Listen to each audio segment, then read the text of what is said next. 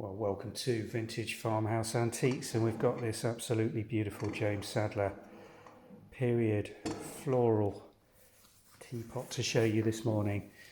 Octagonal shape, is it 1, 2, 3, 4, 5, 6, sorry, hexagonal walled teapot with this beautiful rose basket design on the transfer print that runs around the top 1/3, and then the bottom of the teapot is this beautiful rib moulded with, it's a deep, extends outwards rather than inwards this, so it's a relief moulded, and then the base plate on the bottom with the gilt rim around it. Lid in absolutely superb condition, nice and clean, no damage, no chips, and the gilt around the handle again in superb condition, as you can see.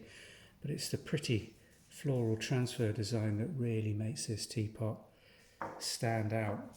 And again, the rim, inner wall, absolutely fine. Inside, we've got a very clean base, a retaining sieve for the tea leaves, and then the spout, let's just show you over that, again in very nice condition. There is just the tiniest little chip just here. I think it's probably a moulding chip because it's got glaze going down into it as opposed to occurred after it's been sold, but you can hardly notice that because of the position of the gilt that runs again down into the base of it.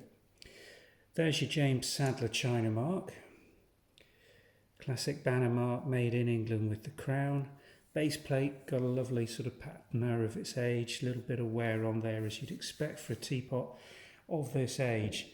Dates from probably, I mean, looking at it, when we first saw this, we thought it was probably going to be a 1930s, 1940s job, but I think this is probably later than that, and probably dates from around 1960s or 1970s, made in that retro style, because everybody loves teapots like this with these beautiful English floral decorative panels on them.